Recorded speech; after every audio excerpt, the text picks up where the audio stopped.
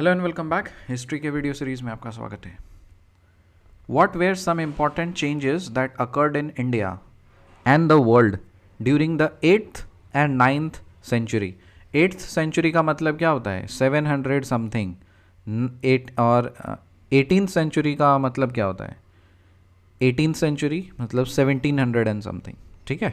So what were the important changes that occurred in India and the world between the 8th and 18th century. Various social and political forms emerged in Europe and Asia. So बहुत सारे social और political reforms हुए थे Europe और Asia में. How did the new social and political reforms forms influence the thinking and living patterns of the people? किस तरह से जो नया सामाजिक और राजनीतिक रूप लिया था वो किस तरह से लोगों के सोच और उनके लिविंग पैटर्न्स को अफेक्ट करता था?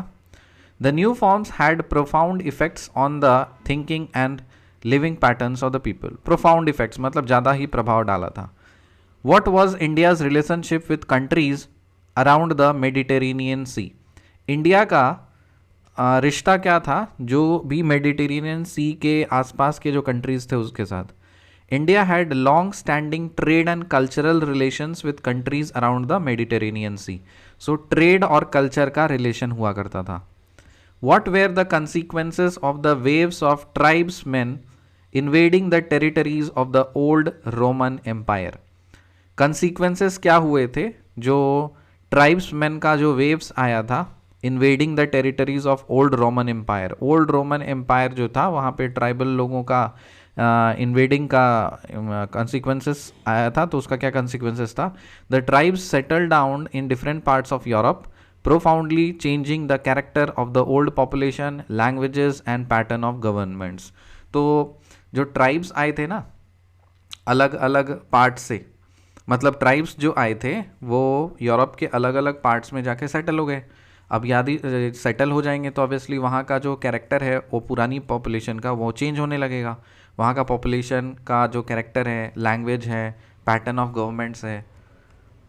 विच empires in the Mediterranean area had relations with India. कौन से एम्पायर्स मेडिटेरेनियन एरिया में जो थे उनका रिलेशन, कौन कौन से एम्पायर के साथ में इंडिया का रिश्ता था? India had relations with empires such as Roman and Persian empires. So Roman और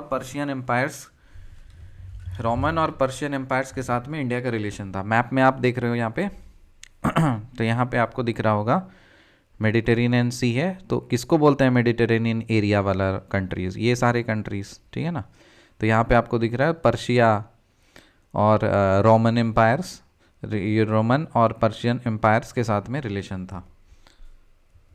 What happened to the mighty Roman Empire by the third quarter of the 6th century? 6th century का मतलब क्या होता है? 6th century का मतलब होता है 500 समथिंग। तो अराउंड 500 समथिंग में जो काफ़ी माइटी रोमन एम्पायर थे उनका मतलब क्या हाल हुआ था?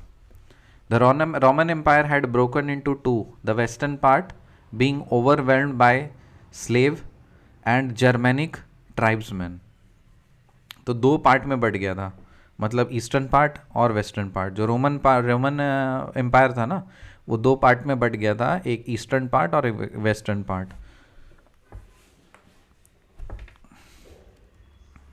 What was the capital of the eastern part of the old Roman empire?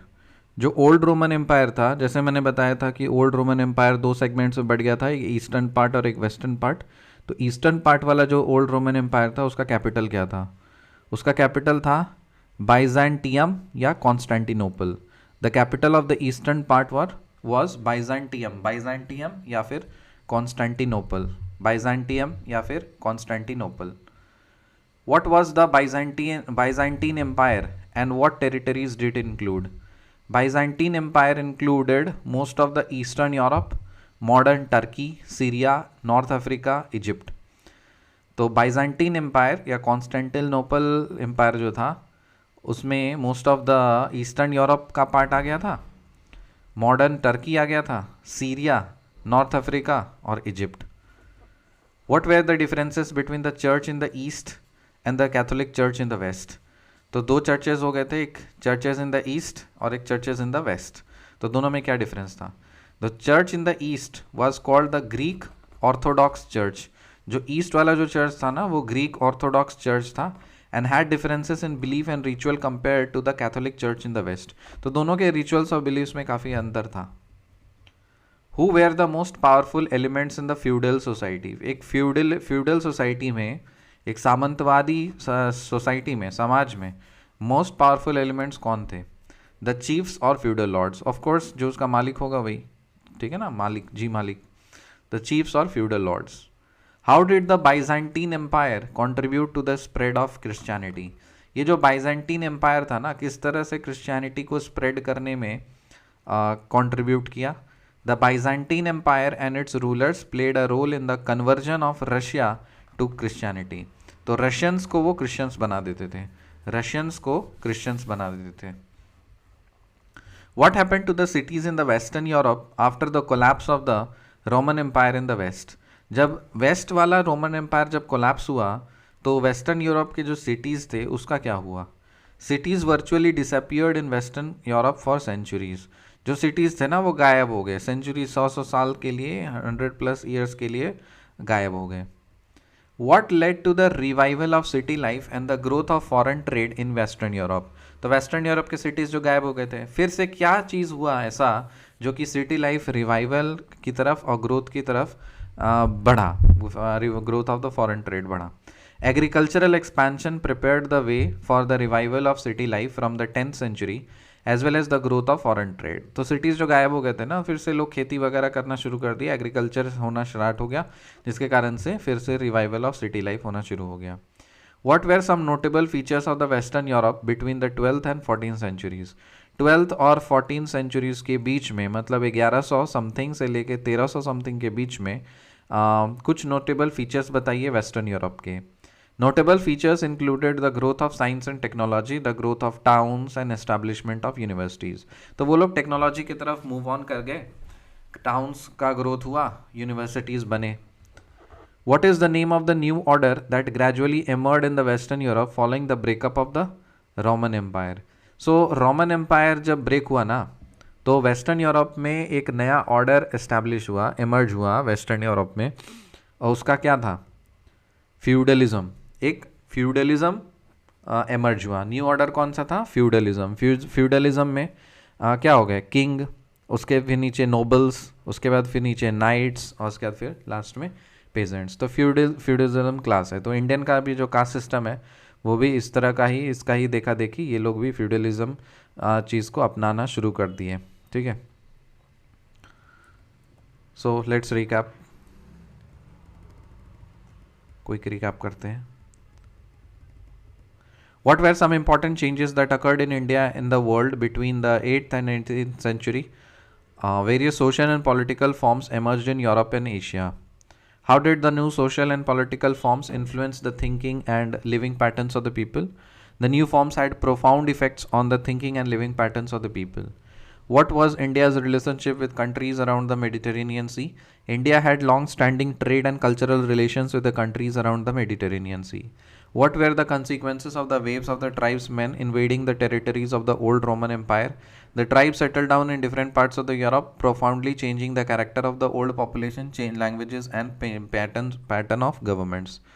Which empires in the Mediterranean area had relations with India? India had relations with empires such as Roman and Persian empires. What happened to the mighty Roman Empire by the third quarter of the 6th century? The Roman Empire had broken into two, the western part being overwhelmed by the slave and Germanic tribesmen. What was the capital of the eastern part of the old Roman Empire? Byzantium or Constantinople. What was the Byzantine Empire and other territories did it include? The Byzantine Empire included most of the Eastern Europe, modern Turkey, Syria and North Africa including Egypt.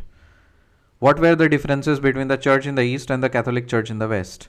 The Church in the East was called the Greek Orthodox Church and had differences in belief and ritual compared to the Catholic Church in the West. Who were the most powerful elements in the feudal society? The chiefs or feudal lords. How did the Byzantine Empire contribute to the spread of Christianity? The Byzantine Empire and its rulers played a role in the conversion of Russia to Christianity. What happened to the cities in the Western Europe after the collapse of the Roman Empire in the West? Cities virtually disappeared in the West Europe for centuries. What led to the revival of city life and the growth of the foreign trade in the Western Europe? Agricultural expansion prepared the way for the revival of city life from the 10th century as well as the growth of the foreign trade. What were some notable features of the Western Europe between the 12th and 14th centuries?